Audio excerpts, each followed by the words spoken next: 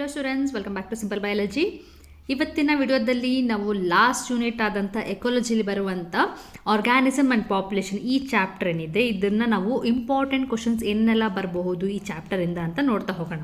Okay, ಈ chapter ಒಂದು simple chapter ಅಂತ ಹೇಳ್ಬೋದು. ಇಲ್ಲಿ ಎಕೋಲಜಿಯಲ್ಲಿ ಬರುವಂಥ 3 ಚಾಪ್ಟರ್ಗಳು ತುಂಬ ಈಸಿ ಇರುತ್ತೆ.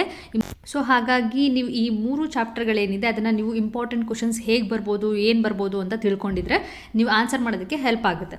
ಅದಕ್ಕೋಸ್ಕರ ನಾನು ಇವತ್ತಿನ ವಿಡಿಯೋದಲ್ಲಿ ಆರ್ಗಾನಿಸಮ್ಸ್ ಆ್ಯಂಡ್ ಪಾಪ್ಯುಲೇಷನ್ ಈ ಚಾಪ್ಟರ್ದು ಏನಿದೆ ಇಂಪಾರ್ಟೆಂಟ್ ಕ್ವಶನ್ಸ್ನ ಹಾಕ್ತಾ ಇದ್ದೀನಿ. ಬೇರೆ ಎಲ್ಲ ಚಾಪ್ಟರ್ಸ್ದು ನಾನು ಇಂಪಾರ್ಟೆಂಟ್ ಕ್ವಶನ್ಸ್ನ ಆಲ್ರೆಡಿ ನನ್ನ ಚಾನಲಲ್ಲಿ ಹಾಕಿದ್ದೀನಿ. ಲಿಂಕ್ನ ಬೇಕಿದ್ರೆ ಡಿಸ್ಕ್ರಿಪ್ಷನ್ ಬಾಕ್ಸಲ್ಲಿ ಕೊಡ್ತೀನಿ, ಅದನ್ನು ಬೇಕಿದ್ರೆ ನೀವು ನೋಡ್ಕೊಳ್ಳಿ.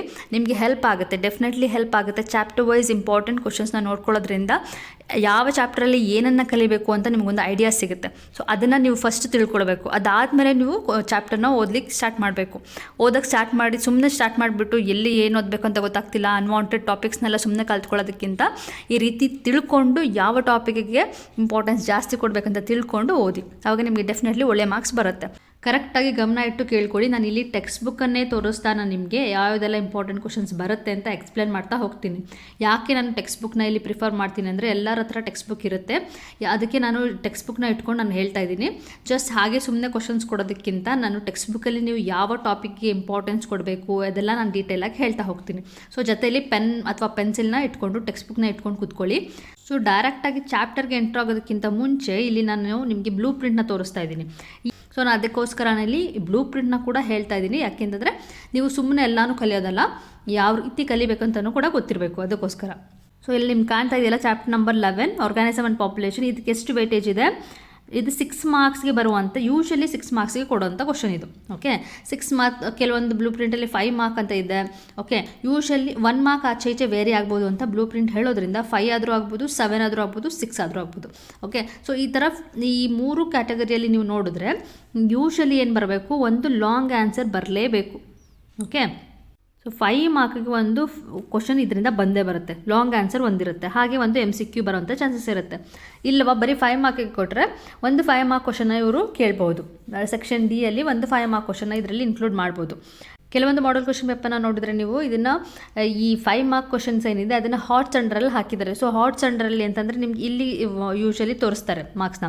ಸೊ ಇಲ್ಲಿ ಅದನ್ನು ತೋರಿಸಿಲ್ಲ, ಅಂಡರ್ಸ್ಟ್ಯಾಂಡಿಂಗ್ ಅಂಡರಲ್ಲೇ ಕೊಟ್ಟಿದ್ದಾರೆ. ಅಂದರೆ ಈಸಿಯಾಗಿ ಡೈರೆಕ್ಟ್ ಕ್ವಶನ್ ಕೇಳೋವಂಥ ಚಾನ್ಸಸ್ ಇರುತ್ತೆ. ಅಥವಾ ಹಾಟ್ಸ್ ಕ್ವಶನ್ ಅಂಡರಲ್ಲಿ ಯಾವುದ್ರಲ್ಲಾದರೂ ಬರಲಿ 5 ಮಾರ್ಕ್ಗೆ ನೀವು ಇದರಲ್ಲಿ ಇಂಪಾರ್ಟೆಂಟ್ ಆಗಿ ನೀವು ಪ್ರಿಪೇರ್ ಆಗಬೇಕಾಗಿರುತ್ತೆ. ಓಕೆ, 2 ಮಾರ್ಕಿಗೆ 3 ಮಾರ್ಕಿಗೆ ಅಷ್ಟೊಂದು ಇಂಪಾರ್ಟೆನ್ಸ್ ಕೊಡುವಂಥ ನೆಸೆಸಿಟಿ ಇಲ್ಲ. ಬಟ್ ಇಲ್ಲಿ ಇಲ್ಲ ಅಂದರೂ ಕೂಡ 2 ಮಾರ್ಕ್ 3 ಮಾರ್ಕ್ ಯಾವ ರೀತಿ ಬರ್ಬೋದು ಅಂತ ನಾನು ಹೇಳ್ತಾ ಹೋಗ್ತೀನಿ, ಬಂದರೆ ಯಾವ ರೀತಿ ಬರಬಹುದು ಅಂತ ಹೇಳ್ತೀನಿ. ಸೊ ಮೇನಾಗಿ ಇಲ್ಲಿ ಬರುವಂಥದ್ದೇನು, ಒಂದು 5 ಮಾರ್ಕ್ ಕ್ವಶನ್ ಬರುತ್ತೆ, ಹಾಗೆ ಒಂದು MCQ ಬರುವಂಥ ಚಾನ್ಸಸ್ ಇರುತ್ತೆ. ಸೊ ಇದಿಷ್ಟು ನಿಮಗೆ ಈಗ ಒಂದು ಓವರಾಲ್ ಐಡಿಯಾ ಸಿಕ್ಕಿದೆ. ಆರ್ಗಾನಿಸಮ್ಸ್ ಆ್ಯಂಡ್ ಪಾಪ್ಯುಲೇಷನ್ ಚಾಪ್ಟರಿಂದ ಏನು ಬರ್ಬೋದು, ಹೇಗೆ ಬರ್ಬೋದು ಕ್ವಶನ್ ಅಂತ ನಿಮಗೆ ಐಡಿಯಾ ಸಿಕ್ತು. ಈಗ ನಾವು ಚಾಪ್ಟರ್ಗೆ ಎಂಟರ್ ಆಗಿ ಯಾವ್ಯಾವುದೆಲ್ಲ ಟಾಪಿಕ್ ಇಂಪಾರ್ಟೆಂಟ್ ಇದೆ ಅದನ್ನು ನೋಡ್ತಾ ಹೋಗೋಣ. ಸೊ ಈ ಚಾಪ್ಟರ್ನ ನೋಡ್ತಾ ಹೋದರೆ ನೀವು ಇಲ್ಲಿ ಪಾಪ್ಯುಲೇಷನ್ ಆಟ್ರಿಬ್ಯೂಟ್ಸ್ ಸ್ಟಾರ್ಟ್ ಆಗುತ್ತೆ. ಈ ಪಾಪ್ಯುಲೇಷನ್ ಆಟ್ರಿಬ್ಯೂಟ್ಸಲ್ಲಿ ಕೆಲವೊಂದು ಟಾಪಿಕ್ಗಳೇನಿದೆಯಲ್ಲ ಇದೆಲ್ಲ ಒಂದು 2 ಮಾರ್ಕ್ಗೆ ಅವ್ರು ಕೇಳಿ, ಈಗ 5 ಮಾರ್ಕ್ಗೆ ಯೂಶಲಿ ಇಲ್ಲಿ ಕ್ವಶನ್ಸ್ ಕೊಡಬೇಕಾಗಿರೋದು. As per the blueprint ಇಲ್ಲಿ 5 ಮಾರ್ಕ್ ಕ್ವಶನ್ಸ್ನ ಮಾತ್ರ ಇನ್ಕ್ಲೂಡ್ ಮಾಡಬೇಕು. ಬಟ್ ಕೆಲವೊಂದ್ಸಲಿ ಅವರು ಅದನ್ನು ಸ್ಪ್ಲಿಟ್ ಮಾಡ್ಬೋದು. 2 ಮಾರ್ಕ್ ಮತ್ತು 3 ಮಾರ್ಕ್ ಆಗಿ ಅವರು ಸ್ಪ್ಲಿಟ್ ಮಾಡ್ಬೋದು, ಅಥವಾ 1 ಮಾರ್ಕ್ ಆಗಿನೂ ಸ್ಪ್ಲಿಟ್ ಮಾಡ್ಬೋದು. ಸೊ ಎಲ್ಲದಕ್ಕೂ ನಾವು ಮೆಂಟಲಿ ಪ್ರಿಪೇರ್ ಆಗಿರಬೇಕಲ್ವಾ. ಸೊ ಹಾಗಾಗಿ ಯಾವ ರೀತಿ ಕ್ವಶನ್ಸ್ ಬರ್ಬೋದು ಅಂತ ಇಲ್ಲಿ ಕೂಡ ನಾವು ನೋಡ್ಕೊಳ್ಬೇಕು. ಸೊ ಇಲ್ಲಿ ಬರುವಂಥ ಪಾಪ್ಯುಲೇಷನ್ ಆಟ್ರಿಬ್ಯೂಟಲ್ಲಿ ಬರುವಂಥದ್ದು ಬರ್ತ್ ರೇಟ್ ಅಂದ್ರೇನು, ಡೆತ್ ರೇಟ್ ಅಂದ್ರೇನು ನೋಡಿ. ಇಲ್ಲಿ ಬರ್ತ್ ರೇಟ್ ಮತ್ತು ಡೆತ್ ರೇಟ್ ವಿತ್ ಎಕ್ಸಾಂಪಲ್ ಕೊಟ್ಟಿದ್ದಾರೆ. ಸೊ ಅದನ್ನು ನೋಡ್ಕೊಳ್ಳಿ. ಅಥವಾ ಇದೆಲ್ಲ ನೀವು ಇದೇನು ಕಲಿತೀರಲ್ಲ ಇದೆಲ್ಲೂ ವೇಸ್ಟ್ ಆಗಲ್ಲ, ಇದು MCQ ಆದರೂ ಏನಾದರೂ ಬರ್ಬೋದು. ಸೆಕ್ಸ್ ರೇಷಿಯೋ ಅಂದರೆ ಏನು ಅದನ್ನು ನೋಡ್ಕೊಳ್ಳಿ. ಹಾಗೆಯೇ ಏನಿದೆ ಏಜ್ ಪಿರಮಿಡ್ ಇರುತ್ತಲ್ಲ, ಆ ಏಜ್ ಪಿರಮಿಡ್ನ ಮೂರು ಇದೆಯಲ್ಲ, ಏಜ್ ಪಿರಮಿಡ್, ಗ್ರೋಯಿಂಗ್, ಸ್ಟೇಬಲ್ ಮತ್ತು ಡಿಕ್ಲೈನಿಂಗ್, ಆ 3 ನೋಡ್ಕೊಳ್ಳಿ. ಸೊ ಇದೆಲ್ಲ ನಿಮಗೆ MCQಗೆ ಹೆಲ್ಪ್ ಆಗುತ್ತೆ. ಹಾಗೆಯೇ 2 ಮಾರ್ಕ್ ಆಗಿ 3 ಮಾರ್ಕ್ ಆಗಿ ಸ್ಪ್ಲಿಟ್ ಮಾಡಿದ್ರೆ ಅದಕ್ಕೂ ಕೂಡ ಹೆಲ್ಪ್ ಆಗುತ್ತೆ. ಅಥವಾ 5 ಮಾರ್ಕ್ಗೆ ಡೈರೆಕ್ಟಾಗಿ ಕೇಳುವಂಥ ಕ್ವಶನ್ಸ್ ಅಂತೂ ಅಲ್ಲ ಇದು. ಓಕೆ, 5 ಮಾರ್ಕ್ಗೆ ಡೈರೆಕ್ಟಾಗಿ ಇದು ಯಾವುದನ್ನು ಕೇಳೋದಕ್ಕಾಗಲ್ಲ. ಓವರಾಲ್ ಅದನ್ನು ಬೇಕಿದ್ರೆ ಪಾಪ್ಯುಲೇಷನ್ ಆಟ್ರಿಬ್ಯೂಟ್ಸ್ನ ಎಕ್ಸ್ಪ್ಲೇನ್ ಮಾಡಿ ಅಂತ ಹೇಳಿ 4 ಏನಿದೆ, ಡೆತ್ ರೇಟ್ ಮತ್ತು birth rate, death rate, sex ratio, ಹಾಗೆ ಏಜ್ ಪಿರಮಿಡ್, ಇದನ್ನೆಲ್ಲ ಒಟ್ಟಿಗೆ ಬೇಕಿದ್ರೆ 5 ಮಾರ್ಕಾಗಿ ಕೇಳೋ ಚಾನ್ಸಸ್ ಇರುತ್ತೆ. ಬಟ್ ಆದರೂ ಅಷ್ಟೊಂದು ಇಂಪಾರ್ಟೆಂಟ್ ಅಲ್ಲ. ಜಸ್ಟ್ ಈಗ ನೀವು ಅದು ಗ್ಲಾನ್ಸ್ ಮಾಡಿದರೆ ಸಾಕು, ಒಂದು ಐಡಿಯಾ ಇದ್ದರೆ ಸಾಕು ನಿಮಗೆ ಏನದು ಅಂತ. ನೆಕ್ಸ್ಟ್ ಇಲ್ಲಿ ನೋಡ್ತಾ ಇದ್ದೀರಲ್ಲ ಪಾಪ್ಯುಲೇಷನ್ ಗ್ರೋತ್, ಈ ಟಾಪಿಕ್ ಕೂಡ ಅಷ್ಟೇನು ಇಂಪಾರ್ಟೆಂಟ್ ಅಲ್ಲ, ಜಸ್ಟ್ ಒಂದು ಗ್ಲಾನ್ಸ್ ಮಾಡಿರಿ, ಯಾಕೆಂದರೆ ಇದು ಟಾಪಿಕ್ ತುಂಬಾ ಈಸಿ ಆಗಿದೆ, ಒಂದು ಸರಿ ನೋಡ್ಕೊಂಡ್ರೆ ಸಾಕು ಏನು ಅಂತ ಅರ್ಥ ಆಗಿಬಿಡುತ್ತೆ. ಏನಾದರೂ ಇದ್ರ ಬೇಸ್ ಮೇಲೆ ಕ್ವಶನ್ಸ್ ಏನಾದರೂ MCQ ಅಲ್ಲಿ ಬಂದರೆ, ಫಿಲ್ ಇನ್ ದ ಬ್ಲಾಂಕ್ಸಲ್ಲಿ ಬಂದರೆ ನಿಮ್ಗೆ ಆನ್ಸರ್ ಮಾಡೋದಕ್ಕೆ ಹೆಲ್ಪ್ ಆಗುತ್ತೆ. ಇಲ್ಲಿ ಈ ಚಾಪ್ಟ್ರಲ್ಲಿ ಇನ್ನೊಂದೇನು ನೀವು ನೆನ್ಪಿಟ್ಕೊಳ್ಬೇಕು ಅಂದರೆ, ಇಲ್ಲಿ ಬರುವಂಥ ಪ್ರತಿಯೊಂದು ಫಾರ್ಮುಲಾಗಳಿದೆಯಲ್ಲ, ಇಲ್ಲಿ ನೋಡಿ ಇಲ್ಲೊಂದು ಫಾರ್ಮುಲಾ ಕಾಣ್ತಾ ಇದೆ ನೋಡಿ, ಇಲ್ಲೊಂದು ಫಾರ್ಮುಲಾ ಕಾಣ್ತಿದೆಯಲ್ಲ, ಈ ಫಾರ್ಮುಲಾಗಳು ಈ ಥರನೇ ಇನ್ನೂ 2 ಫಾರ್ಮುಲಾ ನಾನು ತೋರಿಸ್ತೀನಿ ನಿಮಗೆ. ಈ ಎಲ್ಲ ಫಾರ್ಮುಲಾಗಳನ್ನ ಕಲ್ತ್ಕೊಂಡಿರಿ, ಏನು ಅಂತಲೂ ತಿಳ್ಕೊಂಡಿರಿ. ಯಾಕೆ ಅಂದರೆ ಇದ್ರ ಬೇಸ್ ಮೇಲೆ ಏನಾದರೂ MCQ ಅಲ್ಲಿ ಕ್ವಶನ್ಸ್ ಕೇಳೋವಂಥ ಚಾನ್ಸಸ್ ಇರುತ್ತೆ. MCQನ ಇಂಟ್ರೊಡ್ಯೂಸ್ ಮಾಡಿರೋದೇ ಈ ಥರ ಟ್ರಿಕ್ಕಿ ಕ್ವಶನ್ಸ್ನ ಕೇಳೋದಕ್ಕೆ. ಸೊ ಹಾಗಾಗಿ ಎಲ್ಲನೂ ಈ ಥರ ಏನು ಬರುತ್ತೆ ಆ ಕಾನ್ಸೆಪ್ಟನ್ನ ನೀವು ಅರ್ಥ ಮಾಡ್ಕೊಂಡಿದ್ರೆ ಸಾಕು. ಡೀಪಾಗಿ ಇದಕ್ಕೆ ಫೋಕಸ್ ಮಾಡಬೇಕು ಅನ್ನೋಂಥ ನೆಸೆಸಿಟಿ ಇಲ್ಲ. ಸೊ ಕಾನ್ಸೆಪ್ಟ್ ಏನು ಅಂತ ತಿಳ್ಕೊಂಡಿರಿ. ನೆಕ್ಸ್ಟ್ ಈ ಗ್ರೋತ್ ಮಾಡೆಲ್ ಇದೆಯಲ್ಲ, ಇದು ವೆರಿ ವೆರಿ ಇಂಪಾರ್ಟೆಂಟ್ ಟಾಪಿಕ್.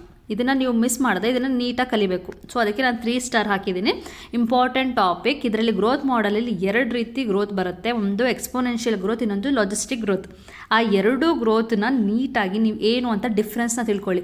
ತುಂಬ ಲೈನ್ ಬೈ ಲೈನ್ ಅಂತೂ ಕಲಿಯೋಂಥ ನೆಸೆಸಿಟಿ ಇಲ್ಲ. ಮೇನಾಗಿ ಏನು ತಿಳ್ಕೊಬೇಕು ಇದರಲ್ಲಿ, ಆ ಡಿಫ್ರೆನ್ಸಸ್ ಏನಿದೆಯಲ್ಲ ಆ ಡಿಫ್ರೆನ್ಸಸ್ ಏನು ಅಂತ ತಿಳ್ಕೊಳ್ಳಿ. ಹಾಗೆ ಇಲ್ಲಿ 2 ಇಕ್ವೇಷನ್ ನಿಮಗೆ ಕಾಣ್ತಾ ಇರುತ್ತೆ. ಒಂದು ಎಕ್ಸ್ಪೋನೆನ್ಷಿಯಲ್ ಗ್ರೋತ್ದು ಇಕ್ವೇಷನ್, ಹಾಗೆ ಇನ್ನೊಂದು ಲಾಜಿಸ್ಟಿಕ್ ಗ್ರೋತ್ ಇಕ್ವೇಷನ್. ಈ 2 ಇಕ್ವೇಷನ್ನ ನೀವು ಕಲ್ತ್ಕೊಳ್ಳಿ. 2 ಕೂಡ ಇಂಪಾರ್ಟೆಂಟ್ ಆಗುತ್ತೆ. ಏನಾದರೂ ಒಂದು ಕ್ವಶನ್ಸ್ ಕೇಳ್ತಾರೆ, ತುಂಬ ಸರಿ ರಿಪೀಟೆಡ್ ಆಗಿ ಕೇಳಿರೋದ್ರಿಂದ ನಾನು ಇದನ್ನು ಹೇಳ್ತಾ ಇರೋದು. ನೋಡಿ, ಇದೊಂದು ಇಕ್ವೇಷನ್ ಇಲ್ಲಿ ಕಾಣ್ತಿದ್ಯಾ.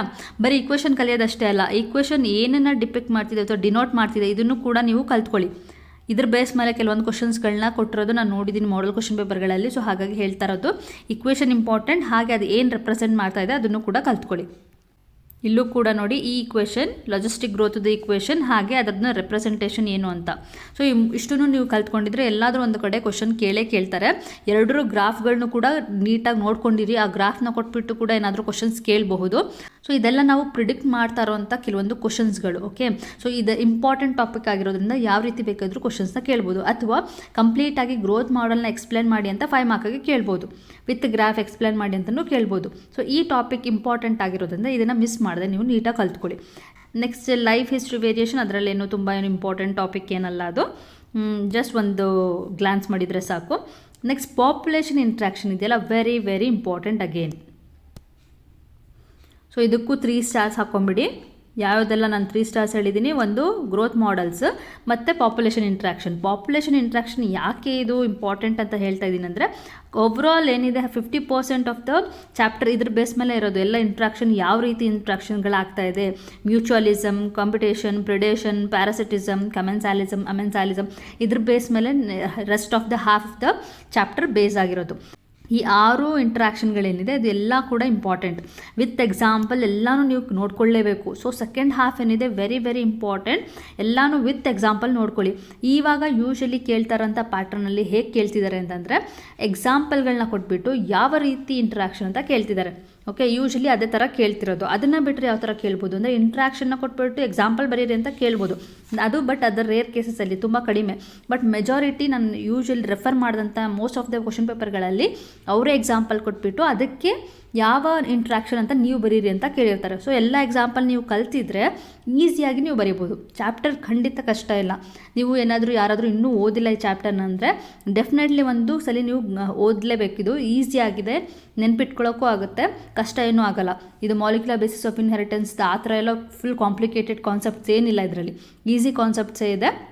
ಒಂದೇ ಸಲ ಓದಿದ್ರೆ ನೆನ್ಪಿಟ್ಕೊಳ್ಳೋಂಥ ಕಾನ್ಸೆಪ್ಟ್ ಕಡೆ ಇರೋದ್ರಿಂದ ಇದನ್ನು ಯಾವುದನ್ನು ಬಿಡೋದಕ್ಕೆ ಹೋಗ್ಬೇಡಿ. ಎಕ್ಸಾಂಪಲ್ಗಳನ್ನ ತುಂಬ ನೀವು ಕ್ಲಿಯರಾಗಿ ನೀವು ಅರ್ಥ ಮಾಡ್ಕೊಂಡಿರ್ಬೇಕು. ಯಾವುದಕ್ಕೆ ಯಾವುದೋ ಎಕ್ಸಾಂಪಲ್ನ ಕನ್ಫ್ಯೂಸ್ ಮಾಡ್ಕೋಬೇಡಿ. ಸೊ ಎಲ್ಲದಕ್ಕೂ ಗೊತ್ತಿರಬೇಕು. ಕಮೆನ್ಸಾಲಿಸಮ್ ಅಂದ್ರೇನು, ಮ್ಯೂಚುವಲಿಸಮ್ ಅಂದ್ರೇನು, ಎಲ್ಲದ್ರದ್ದು ಡೆಫಿನೇಷನ್ ಕೂಡ ಇಂಪಾರ್ಟೆಂಟ್.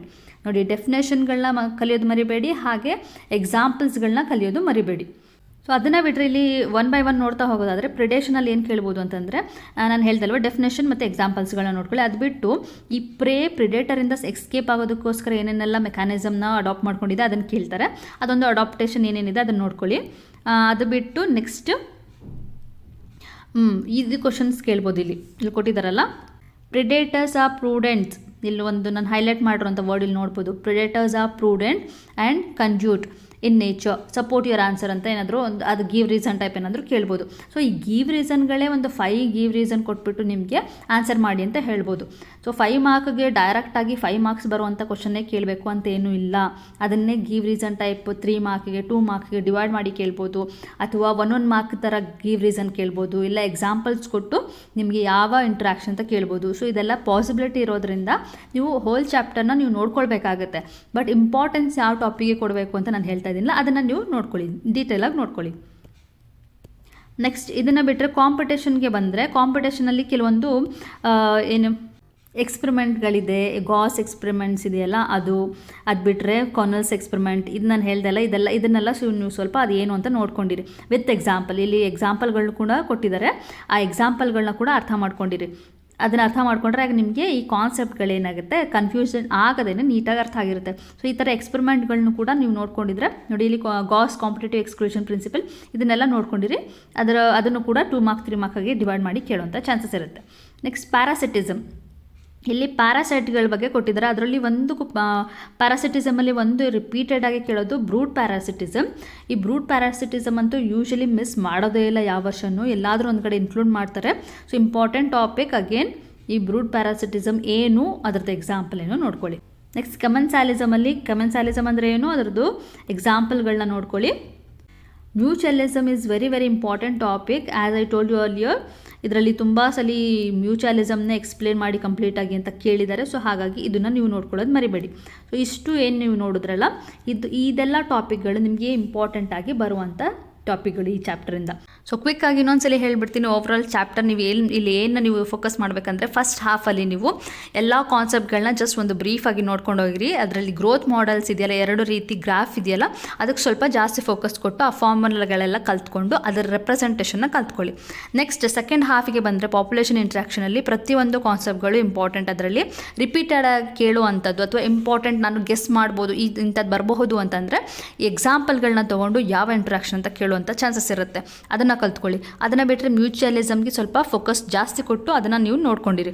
ಓಕೆ, ಹಾಗೆ ಎಲ್ಲ ಎಕ್ಸ್ಪೆರಿಮೆಂಟ್ಗಳೇನಿದೆ ಅದು ಏನು ಅಂತ ನೋಡ್ಕೊಳ್ಳಿ ಸಾಕು. ಅದನ್ನು ಯೂಶಲಿ ಕೇಳಲ್ಲ, ಬಟ್ ಅದೇನಾದರೂ MCQ ಎಲ್ಲಾದರೂ ಇನ್ಕ್ಲೂಡ್ ಮಾಡೋಂಥ ಚಾನ್ಸಸ್ ಇರೋದ್ರಿಂದ ಎಕ್ಸ್ಪೆರಿಮೆಂಟ್ಗಳು ಏನು ಅಂತೆಲ್ಲ ತಿಳ್ಕೊಳ್ಳಿ. ಫಿಲ್ ದ ಬ್ಲ್ಯಾಂಕ್ಸ್ ಎಲ್ಲೋ ಇಲ್ಲ MCQ ಎಲ್ಲೋ ಬರ್ಬೋದು. ಸೊ ಇದಿಷ್ಟು ಏನಿತ್ತು ಆರ್ಗ್ಯಾನಿಸಮ್ ಆ್ಯಂಡ್ ಪಾಪ್ಯುಲೇಷನ್ ಚಾಪ್ಟರಲ್ಲಿ ಬರುವಂಥ ಇಂಪಾರ್ಟೆಂಟ್ ಟಾಪಿಕ್ಗಳು. So all the best for your exams ಅಂತ ಹೇಳ್ತಾ ಇವತ್ತಿನ ವಿಡಿಯೋನ ಇಲ್ಲಿಗೆ ಏನು ಮಾಡ್ತಾ ಇದ್ದೀನಿ. ಟೇಕ್ ಕೇರ್, ಬಾಯ್.